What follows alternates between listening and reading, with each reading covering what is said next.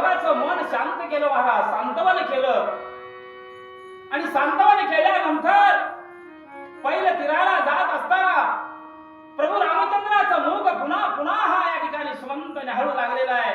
राम मागे वळून पाहू लागले. सुमंत सुद्धा अयोध्येच्या दिशेने जात असताना प्रभू रामचंद्राचं मुख न्याहाळू लागले.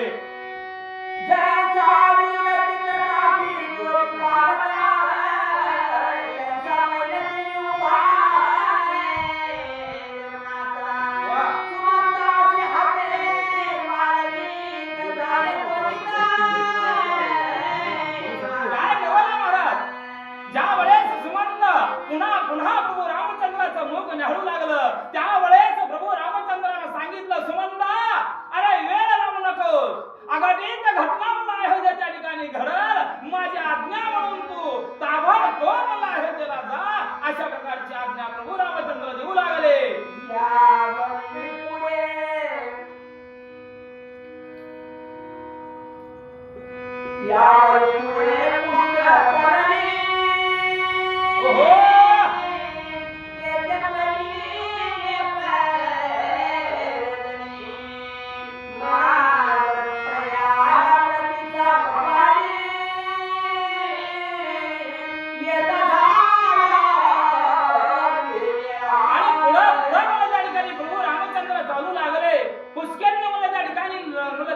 लागलं आणि पुष्करणीच्या ठिकाणी प्रभू रामचंद्र एक रात्र मला त्या ठिकाणी मुक्काम केले म्हणून सांगतात.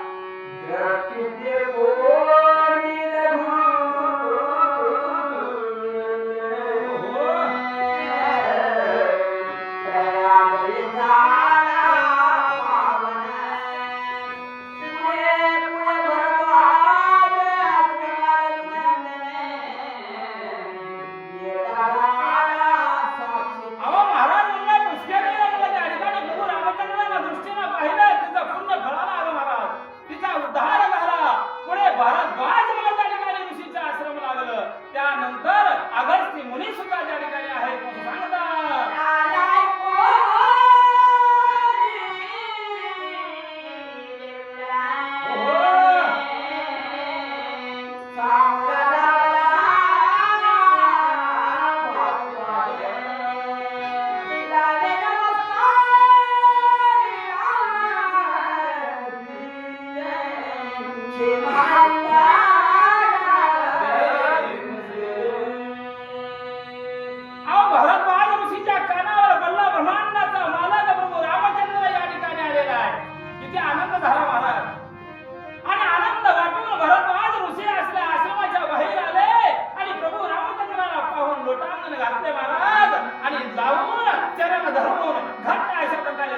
हृदय लावून आलिंगन भरद्वाज ऋषी प्रभू रामचंद्राला देऊ लागले.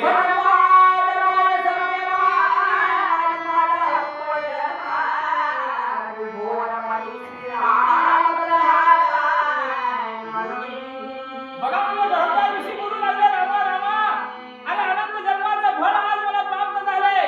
जन्मोजन्मी आम्ही भावपुण्य केले तेव्हा विठ्ठलने कृपा केली. आज माझं कर्म कल्याण झालं. का ब्रह्मांडाचा मालक आज माझ्या दारात आलाय आणि माझं भाग्य आहे म्हणून भरद्वाज ऋषी बोलू लागले.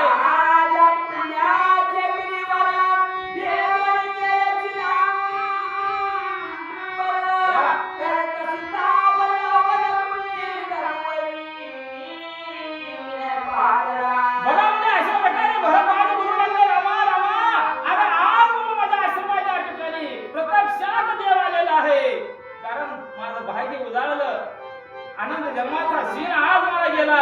खरंच माझं मी भाग्यवान आहे असं पुन्हा पुन्हा भरद्वाज ऋषी रामचंद्राला बोलू लागले.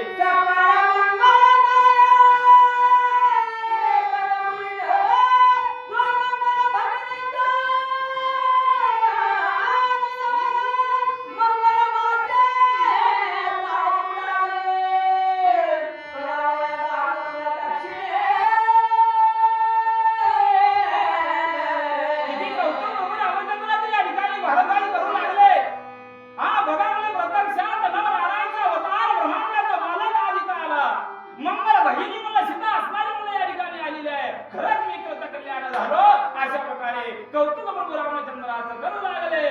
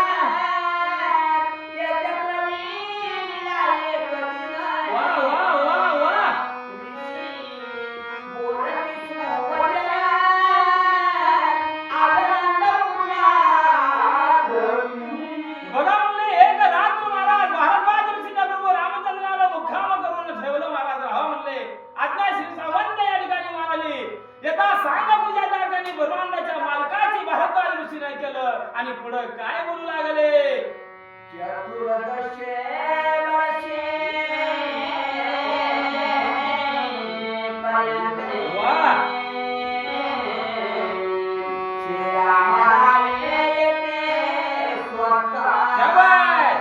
बघा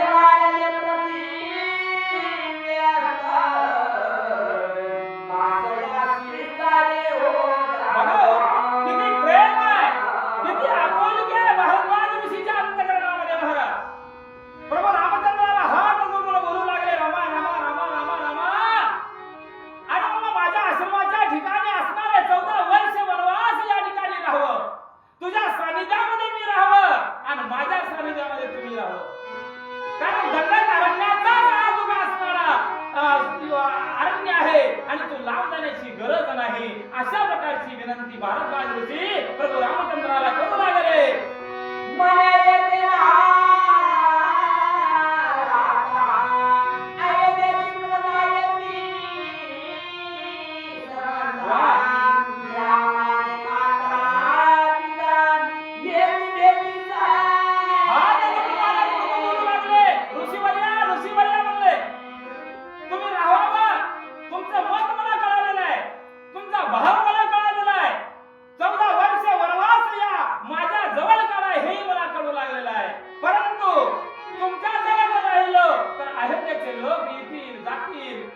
पुन्हा सहवास घडल, मग ही वनवास केल्यासारखं होईल नाही महाराज. शक्य नाही महाराज. म्हणून प्रभू रामचंद्र बोलू लागलेले आहे.